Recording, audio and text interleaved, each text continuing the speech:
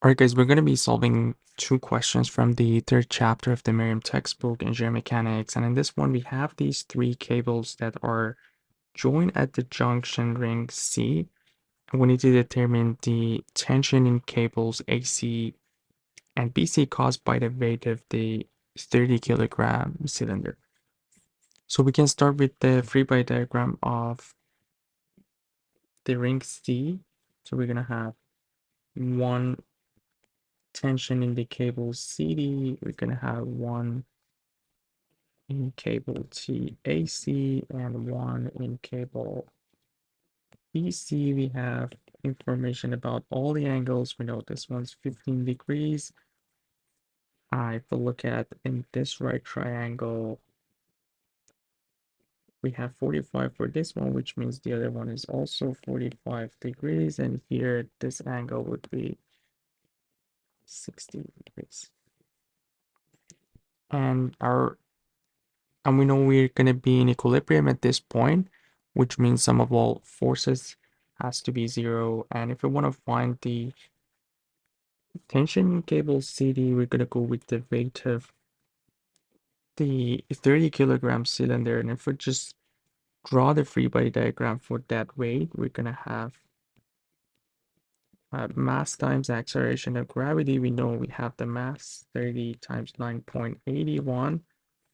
That's going to give us the force or the weight in Newton, and this is going to be attached to the cable TCD. And if we do sum of all forces in y equals 0, we can find TCD is actually, we can call our x and y in here. So we're going to have TCD minus W is equal to 0, and basically our TCD is the weight of this cylinder. So let's get back to the two unknowns that we have. We have two equations, sum of all forces in x equals 0.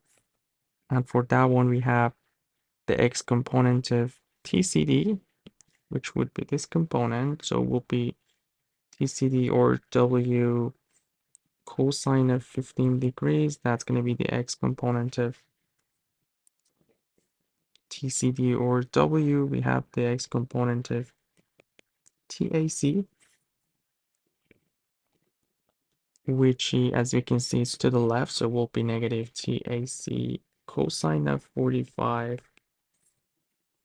And the last one would be the x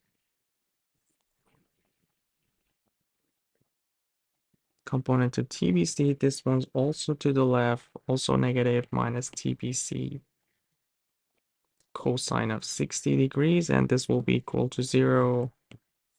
And we have two unknowns in here, which means we need another equation to solve this. Let's move on to our sum of all forces in y equals 0. This will be the y component of TCD. We're going to have, as we can see, it's upward, so it's positive W sine of 15. We have the same thing for TAC, again, plus TAC sine of 45 degrees, since we are looking for the opposite side. And the last one would be the y component of TBC.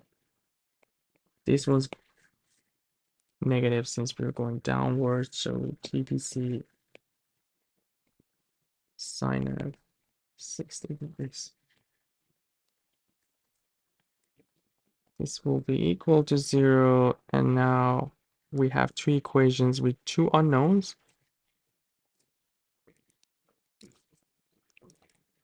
That we need to solve. But one thing that's going to help us to solve this easier is that the value of the sine and cosine for 45 degrees is the same. So if we just add these two equations, let's call this one second. If we just add these two equations, we're gonna have, we can factor this one, the W or weight. So we're gonna have W cosine of 15 plus sine of 15 degrees. These two will be canceled out, as I said, because they will be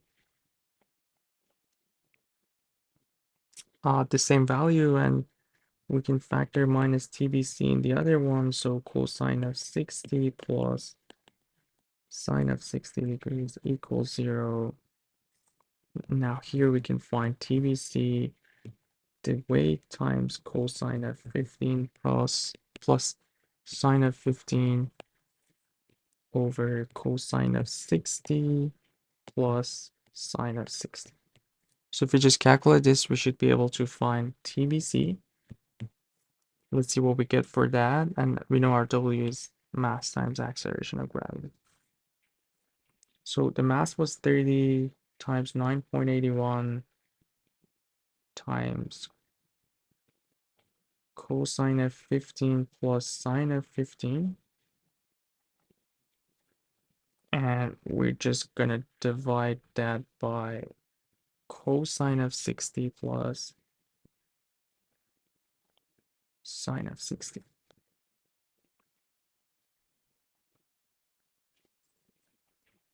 So this is going to give us 263.86 newtons for TBC. We just need to put this in one of these equations to find our AC. We can go with the first one, W cosine of 15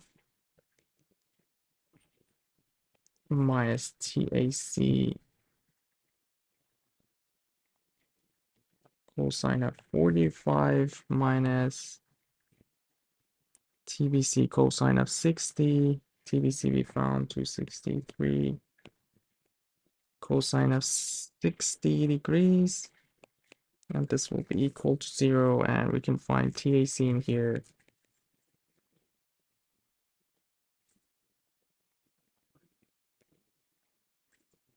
Which is going to be W cosine of 15 minus 263.86 cosine of 60 over cosine of 45 degrees. Let's see what we get here. So 30 times 9.81 times cosine of 50 times times cosine of 50 minus 263.86 cosine of 60. We're going to divide that by cosine of 45. And this is going to give us 215.44 newtons as for the final answer for this question. So that's pretty much for this one. Let's move on to the second question. So the second question, we have this right angle uniform slender bar AOP that has a massive M. We know friction at pivot O is neglected, so we need to determine the magnitude of the normal force at point A and the magnitude of the pin reaction at point O. So we're going to start with the free body diagram. As the question is saying, we're going to have a normal force at A. You can call it NA. We have a pin at point O, which means we have two components, one in X direction, one in Y. And we can call X, Y in here. And we also have the mass of these two parts of this right triangle. We know center of gravity would be exactly at the center of this part. And since we have a uniform slender bar, if we consider the whole weight W, the whole weight would be mass times acceleration of gravity. And if we look at the length, we see that 2/3 is here. So we're going to have 2/3 of weight in here and 1/3 of weight from O to B. So this is pretty much everything for this question. We just have to do our equilibrium equations to find the unknowns. So we're going to start with the moment equation since we have the most unknown at point O. We can start with the moment about point O. That way we can get rid of OX and OY. And we should be able to find the normal force. So if we look at the NA, we'll see that the moment about O will be in this direction. So it will be a negative moment minus NA times the vertical distance to the line of action, which is going to be this. And since we know this angle is 30 degrees, the length is 2/3 of L, so cosine of 30 is going to give us that distance. That's for that. We also have the moment of the AO part of this slender bar. So the force, as we can see, will be a counterclockwise moment, so it will be positive. 2/3 of mg is all force, and the distance would be half of this part, which is going to be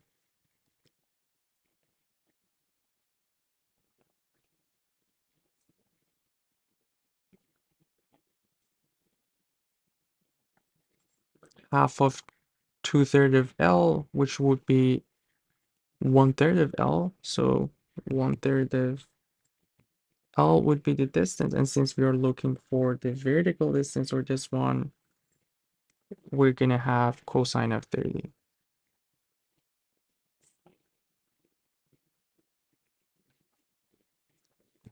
So regarding the distance, this will be our distance. So vertical distance to the line of action, which is what we have in here. So this time we're going to be dealing with sine of 30.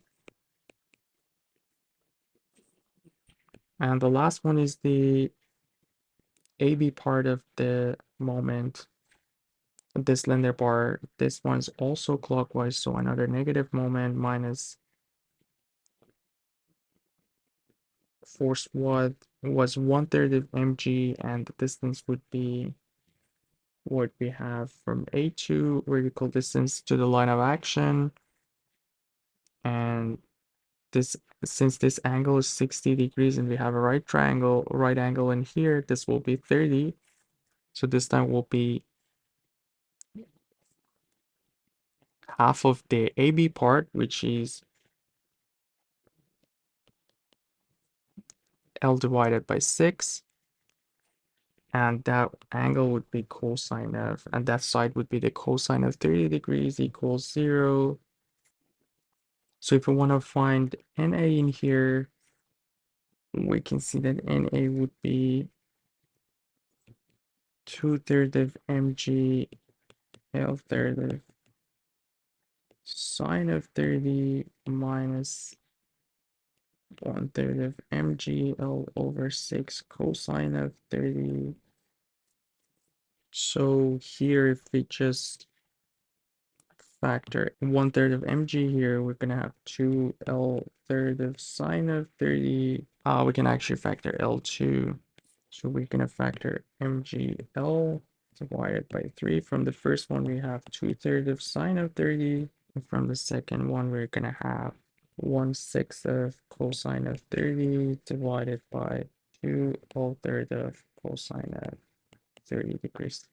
So we can find NA in here. We can cancel out these. So 2 sine of 30 divided by 3 minus cosine of 30 divided by 6 divided by 2 cosine of. So our NA would be mg times 0.1091 be our NA. And if we find sum of all forces in X, if we get back to the free body diagram, we have OX and NA. So OX plus NA equals 0. That shows OX is negative 0.1091 mg. The negative sign shows that our assumption was incorrect, so it's actually to the left. And we're going to do the same thing for Y. OY minus, we basically have the weight of this is slender bar, which is mg, so our OY would be mg upward. And yeah, that would be the reaction at point O. If we want to find the magnitude, we have the square root of OX squared plus OY squared. So it's going to be the square root of, we can take out the mg. So 1 squared plus 0.1091 squared. Let's see what we get.